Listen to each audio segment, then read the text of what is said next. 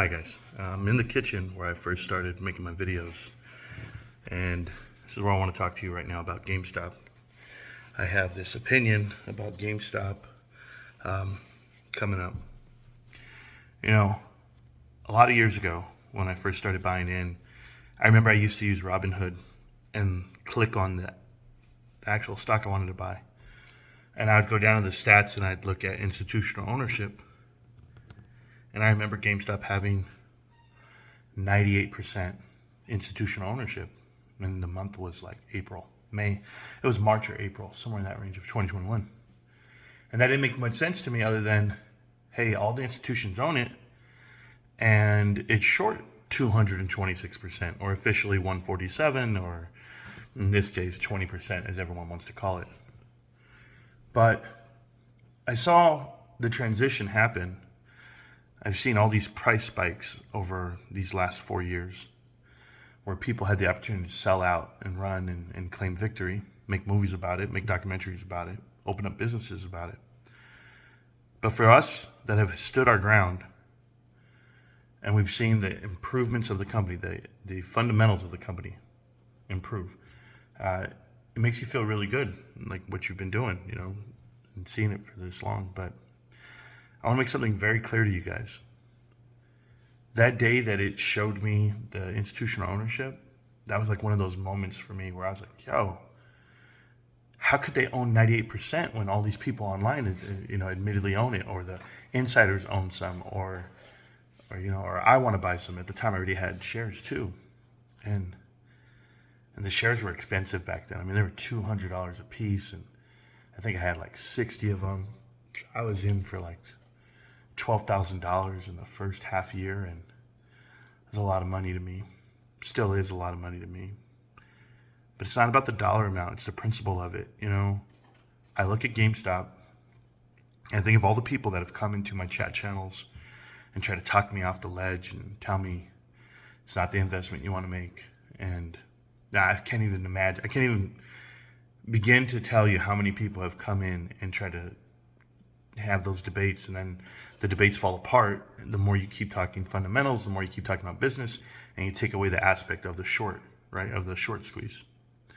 But I want to put this back on the table for you guys, like fully today. GameStop has done so many things over the last 5 years, things that normal people wouldn't do. GameStop could have merged with numerous companies and probably expanded and stretched out on debt and sold off for a good amount. Ryan Cohen could have left with $2 billion worth of shares. And, he made $1 billion. He made $2 billion off the investment. He could have done that, but he didn't do that. The insiders have all agreed to take pay cuts and or don't get paid at all and only take profit for what they invest in. And I'm telling you guys, institutional ownership has increased. Even now, like in the last 12 months, it's increased 100%. So you look at yourself and say, what is everybody seeing that we already see, that they're finally seeing today? Like, what took them so long? And a lot of it has to do with what you're not allowed to do. The institutions that pay analysts to cover stocks, they pay them for certain exposure. They pay them for certain leverage. They might even pay an institution to do a good piece on them. Like, we need a puff piece. We need people to keep us in their thoughts and their prayers. We need to talk it out. And so when I found out, this week when Wedbush suspended coverage, that means no financial institution covers GameStop right now. And that's because no one's going to pay for a good pub, I guess. They're like, no, we're not paying. GameStop's not going to pay it. But these institutions that are supposed to be on the right side of this investment or on the good side or on the long side, they won't pay it yet because they're not ready to see this run, or they're on the other side of the trade, like Wedbush has been, right? Like what was listed. It was reported Wedbush was $1 billion short on January 28th of 2021. When it comes to margin calling for a lot of institutions, we've talked about this, the longs are what they use to offset shorts, unrealized gains versus unrealized losses. And they're called hedge funds, guys. They're hedging. So they're hedging this position against GameStop with longs. And Ryan Cohen has played this out perfect. He says, okay, you guys want to keep this going? That's fine. On the run up, you guys think we're going to sell? We're going to, he says, you're going to make this stock run? Good. when you make it run, we're going to do an offering. We're going to sell shares. Boom. We have good earnings. We know we did it right. You guys want to knock us down? We're going to do a bond offering. Someone's going to see the value of 1.75 billion, of 2.7 billion. Like, okay. So now that we're sitting on $9 billion with the warrant offering in front of you, up to $11 billion, strike price of $32 for GameStop, what the hell are you guys going to swap now? You see, you had Bitcoin. Ryan, he did such a good move there by not telling you how much Bitcoin he was going to buy. He let you sit out there on your own sword. And then you're like, damn, he only did 500 million. He didn't go broke. They didn't even lose any cash. We've lost nothing. We have no cash burn. So you go, wow, okay. So maybe GameStop's just prepping itself for the ultimate move. Whatever tool you want to use against it, you can't. You can't. Now you have to run with it. But when you run with it, it's going to be violent. It's going to be fast. It's going to go top speed. But you still need collateral. You still need a hedge. And your hedge is the market. And your hedge is this non-recession proof market at the moment. So everyone's pumping. All these hedges, everybody's pumping something to the tune of trillions of dollars. And you go, okay, well, maybe that's the other side of GameStop's trade. Well, think about this, guys. Credit Suisse goes under because they're leveraged in swaps via whomever. You can say it's Archegos. You can say it's Brazil. You can say it's Japan. You can say it's anybody. I don't care. My point is the bank doesn't exist anymore. A massive bank leveraged themselves on swaps, and you don't think it's GameStop? I've always said this to you guys, and I'm going to tell it to you again. You can hide the risk. You can't eliminate it. So however they want to financially engineer that risk, no one's going to take the loss. No broker is going to take a loss because some bankers got greedy. These hedge funds got greedy and they put the clamps on GameStop.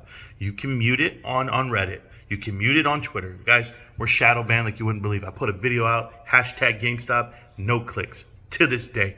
They buy TikTok, you'll never see it. Twitter, you still don't see it. You don't see it anywhere. You don't see GameStop anywhere. It's hard to see it.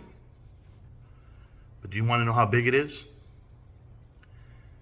Roaring Kitty, Keith Gill, he has almost $250 million, last we checked, of GameStop, right? Okay. His live stream had 600,000 people, 500,000 people watching at once. That's how many people were watching the Charlie Kirk assassination, rememberable, whatever, memorial. The same amount of people. That's how big GameStop is. If you ever want to gauge how big GameStop is, just remember the whole world's watching. They're not talking. They're not allowed to talk about it, but the whole world's watching. So as Bitcoin's going through the moon today, I saw it. It's already at 119, 120. It's supposed to be. Keep going, Bitcoin. You're the leverage, right? GameStop's going to go. And you better keep pumping NVIDIA, and you better keep pumping Microsoft. You better keep pumping Meta. You better stay up on Apple. I'm telling you right now, they swapped it out. And they've been swapping. If you don't know what that means, swap it. It's like you're not shorting the stock directly. You're making an agreement. And then you agree to pay payments to hold that position. And the payments, that's the swap. And you know, I'm going to pay $20 million a quarter or $20 million a month just to hold this short position. And they're like, okay, but when are these guys going to sell off? Never. Some of them do. But you think about what's been deployed upon you. How many distraction stocks have been coming down your way?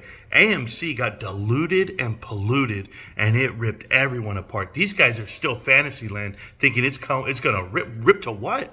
It can never get back to where you bought it. They diluted it till the end. If you had the investment you think you do, GameStop dilutes all the time. We dilute. We went from 65 million shares times 4 on the 71. We went to 304, 306, and plus another 147. Like, you think about how much we've diluted. We've diluted. I got you. Probably to the tune of 50%. What did our price do? GameStop's price went up. They offered more shares to the public, and the market cap went up. Price per share went up because it's not what you think it is. It's not supposed to happen this way. If you're going to dilute 50% of your float, your value should be coming down. You should be diluting all the shareholders. Boom. That doesn't happen at GameStop. GameStop uses it, hoards the cash, sits there, and looks right back at you, dead in the face. Do what now? Still running a business, but do what now? These banks are buried. They're buried, and those swaps have a timeline, right? You don't believe they have a timeline to reinvest? You had banks going out of business in 2023. And I called it the SPAC swap. All because all these SPACs got launched. And you were like, wait a minute. They're all going down. Then 2024 comes, right? And you're like, wait a minute. What is GameStop doing? They all went down. All these guys went down because of a swap? A 3-year swap from 2021 to 2024? Is this really happening? Are banks really going under? Okay. Ask yourself, what happened after the banks, after March happened? April happened. May happened. GameStop happened. Took off, went through the moon. Some people closed shop right there. Some people repositioned. Some people reswapped, opened up new shorts on a new run. Doesn't matter. Doesn't matter what they do, guys. I am convinced the price action or the lack thereof on GameStop should tell you everything you want to know. How can the institutional ownership of the stock increase 100% over the last year and a half and the stock goes sideways? You think we're nickel and diming it? No. But I do think this. I think a lot of people are distracted. I think a lot of people buy Bed Bath & Beyond and everything else they bought, right? Where they all lost all their money. Day traders out there chasing shit like Unity and Open Door Technologies. Anything they can do, anything private equity can get you to do to invest into their companies, they're doing it. All while you see GameStop sitting over there. I mean, who would buy anything other than GameStop? GameStop has $9 billion cash. They make tons of money a year. They don't lose a single dollar, and they're Ryan Cohen backed and these institutional investors and even private investors. I mean, we're golden, guys. The people are golden. This is an amazing thing to be a part of. I'm just letting you know right now, the eve of the warrants. The warrant cutoff date is tomorrow. Right now, the stock is trading at $28.05.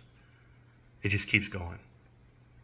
But when it hits, and it hits the core to the people, when you hear it, when you see an earnings report comes out, when they announce powerpacks.com is full instead of beta, when they announce all this product line, whether it be Legos or Microsoft or Switch 2 again for Christmas and Black Friday, when they tell you they got Grand Theft Auto 6, when they tell you all the Pokemon releases coming out for the next 6 months, you're going to remember that GameStop, the little old company, yes, it won.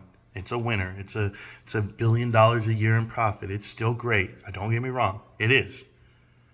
But it's so much bigger than that. That's what I remember. I remember that from looking at the chart, from looking at the institutional ownership in May and in March of 2021. It's like God put that image in my brain, said, Marantz, don't forget it. And I still haven't. They need collateral, guys, and they can use the whole market against it. But there's going to be a day when this market can't hold up. And when it doesn't hold up, get ready. GameStop going to the moon. I know it, and I'm going to enjoy it.